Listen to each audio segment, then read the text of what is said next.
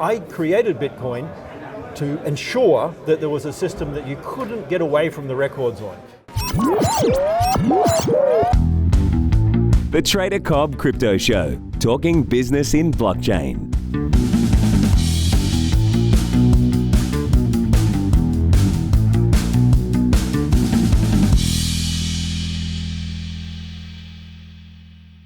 Ladies and gentlemen, welcome to the Trader Cobb Crypto Show. I'm sitting here with another man with a fantastic name, Mr. Craig Wright. Mate, thanks for being on the show. I appreciate it. Welcome. Mate, look, we're here at the CC Forum in London.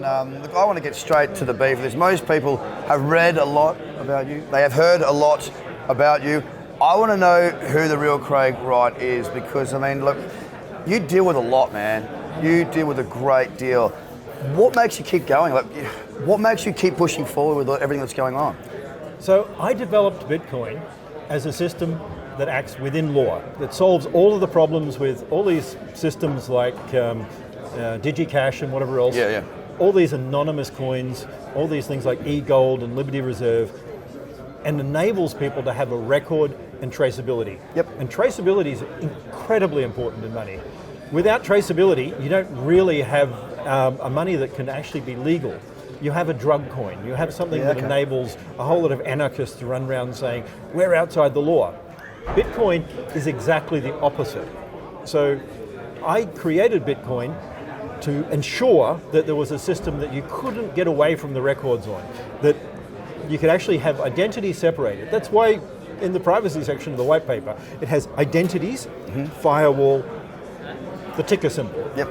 And that is really a difference to how people envision Bitcoin. They want to see it like it's DigiCash or something like this. It's not. Yeah. Bitcoin's private, not anonymous. And that's a critical difference. So I have a lot of people who don't want the message being out there.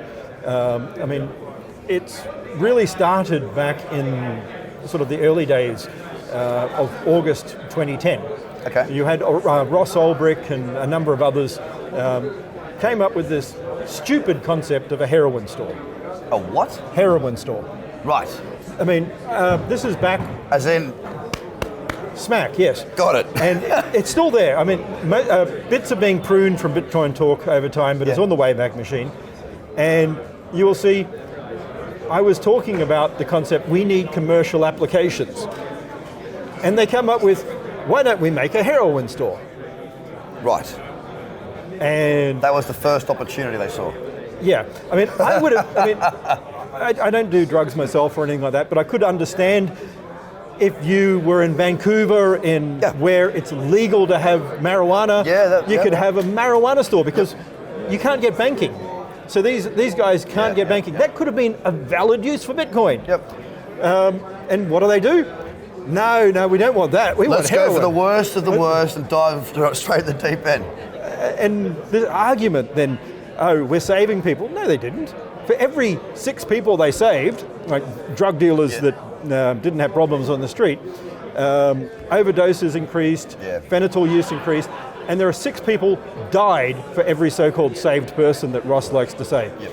And then he got even weirder. He started promoting, it's a free world, we should be able to sell strychnine. Okay. Because maybe people want to kill rats. Right. Really dead. Proper dead. Proper dead. I mean, we want to give them enough strychnine to kill an elephant. Those rats won't survive. But, I mean, segueing on to that Ross Ulbricht type information. Obviously, he's sitting in a jail cell as we speak.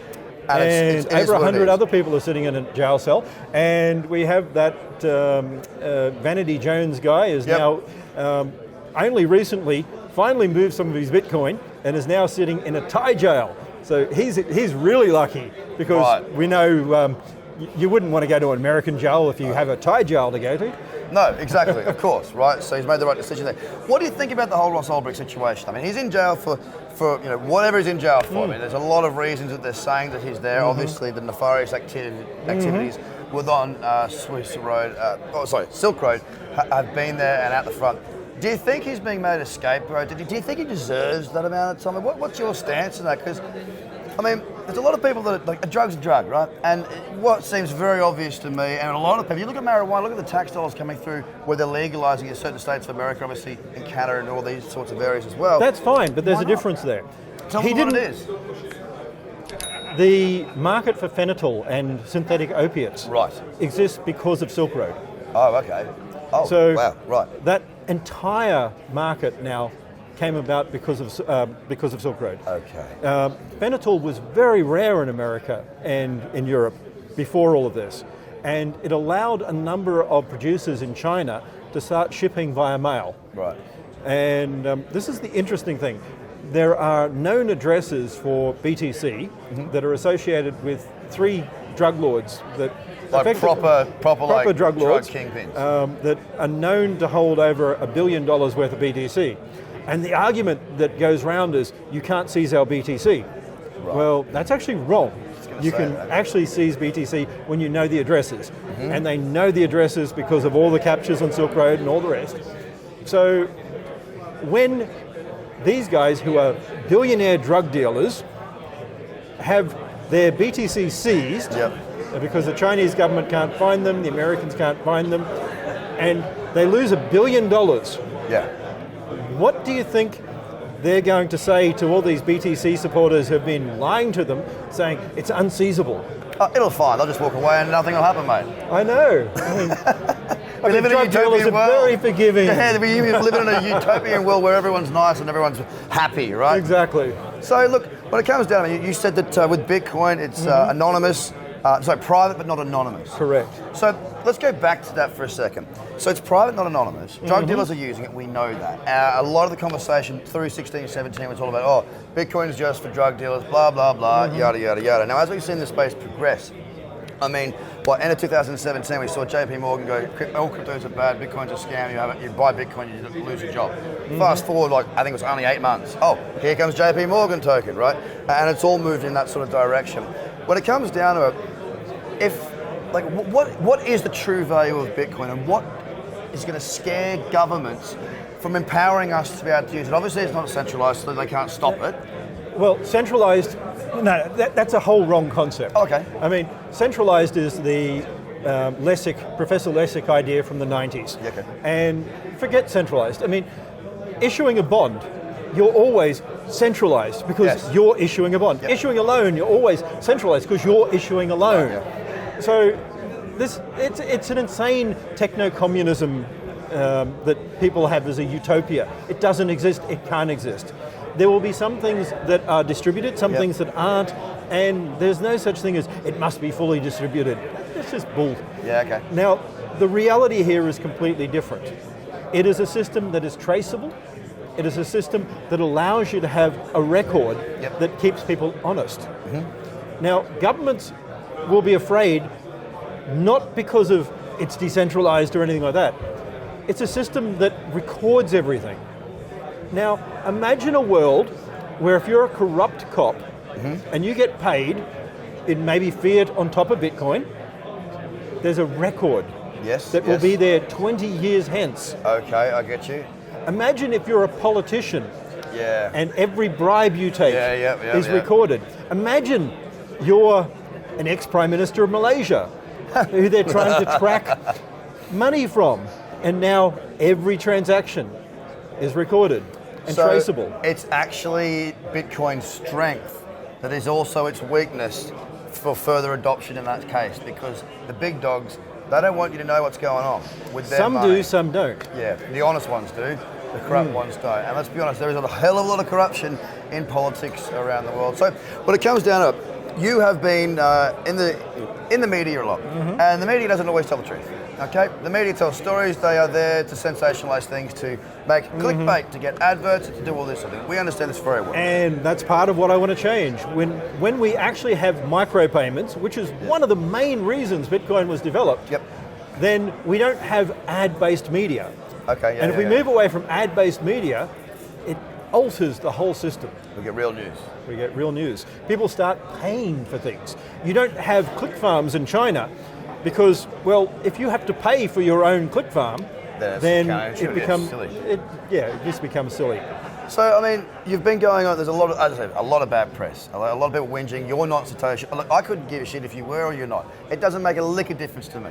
But there's a lot going on between you and your ex-partner, or whatever it may be you want to call him, about the laying claim to a certain amount of Bitcoin that is out there. Now, at what stage do you just go, look, I can't be bothered with this anymore. My name's being sullied, I'm being dragged through the dirt, people are after me, it must be really, really hard for you. Why do you keep doing it? What is the driving force? Because it's not money. I'm sure it's not money. No, it's not money. I've got multiple sports cars. I've got a nice 4-level house in England, in London. And they're really cheap too, I understand. London 4-story. Exactly. I've got a collection of Red Sox. There you go. And red ties. Exactly. You know a man's made it when he's got red socks. Keep that one.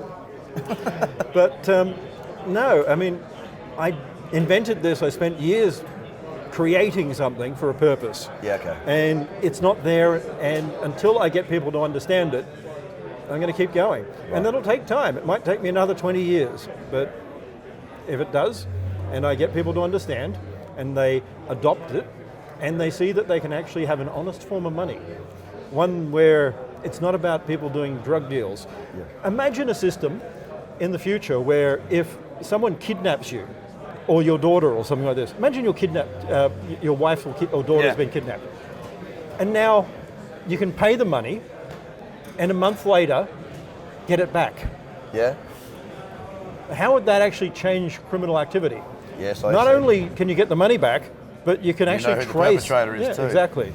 And there's no way to be silent and secret anymore.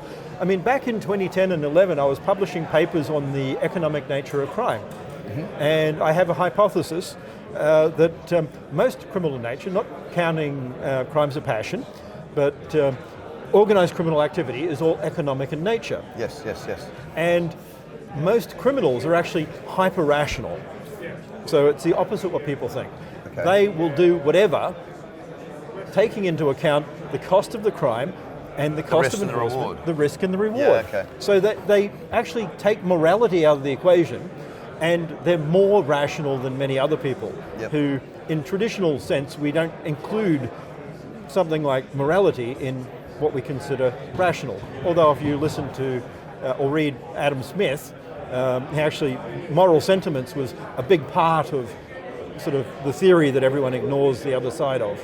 But okay, so I mean, when it comes down to it, Bitcoin's there, it's doing its thing, it's growing in value, it's growing in use case, it's hash rate, it's doing what it's meant to be doing, right? It is. So why come out and say that I am Satoshi Nakamoto? What's the deliverable for you? I didn't actually do that originally. Okay, so talk us through that and how it happened, and are you happy that it's now out there, or is would you prefer not really? I didn't actually want to come out at all. But a whole lot of people doxed me in December 2015, running around saying I was faking qualifications and scamming, and basically put out a whole lot of information to take me down before I could do anything. Because at that point, I wasn't saying I'm Satoshi. I was talking to banks and governments and others, and I was teaching people how Bitcoin could work.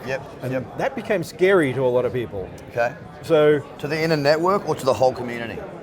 To both, aspects of the community. Those who want Bitcoin to enable drug sales and illicit activity, money laundering, sort of movement of funds without any recognition of tax, those sort of things. All of those people became very afraid. And so they outed you? Yes. Okay. So they put me out there, and then also communicated a whole lot of things to discredit me at the same time. Right. And unfortunately, I didn't want to, I mean, I had no plans on talking to media.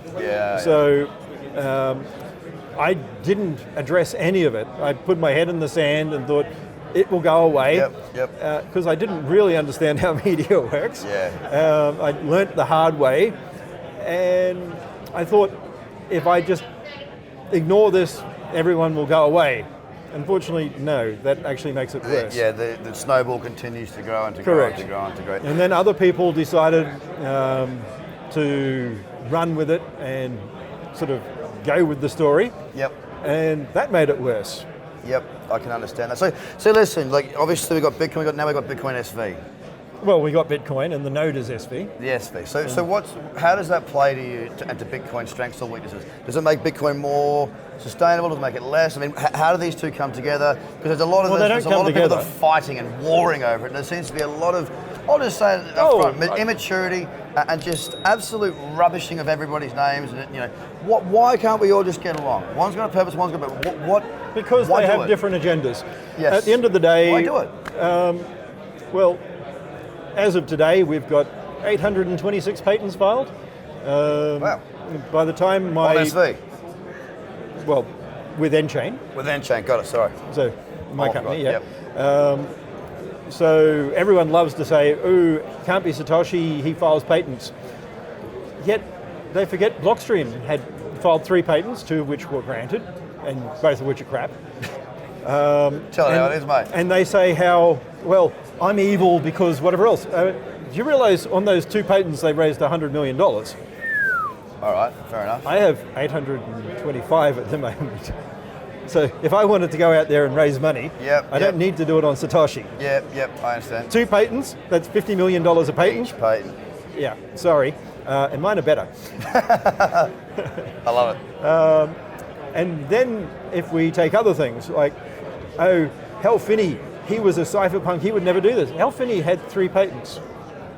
Do you realize Hal Finney commercialized some of the aspects of PGP and sold them and patented? So these myths, they're just bullshit. People love to make these myths. And people love to read into them too. Exactly. Everyone loves a villain. That's why the Batman movie works. Yeah. Everyone likes a goddamn villain. So where are we going from here with Bitcoin? I mean, obviously, well, I'm going to keep building. Okay, that's what I was going to ask. So you're just going to keep at it. I'm going to keep building.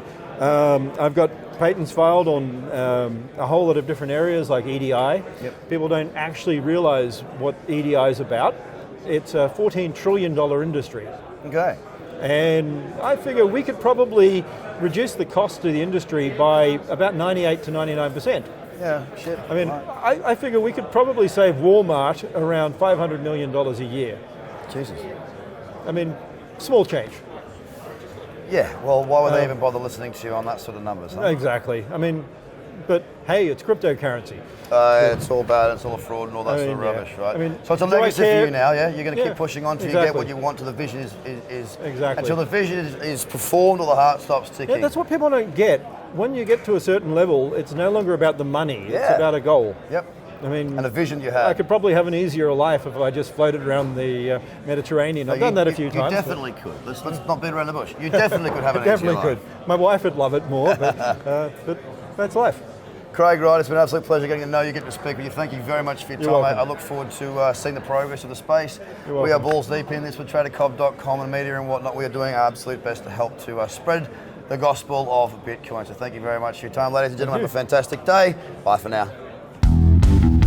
The Trader Cobb Crypto Show, talking business in blockchain.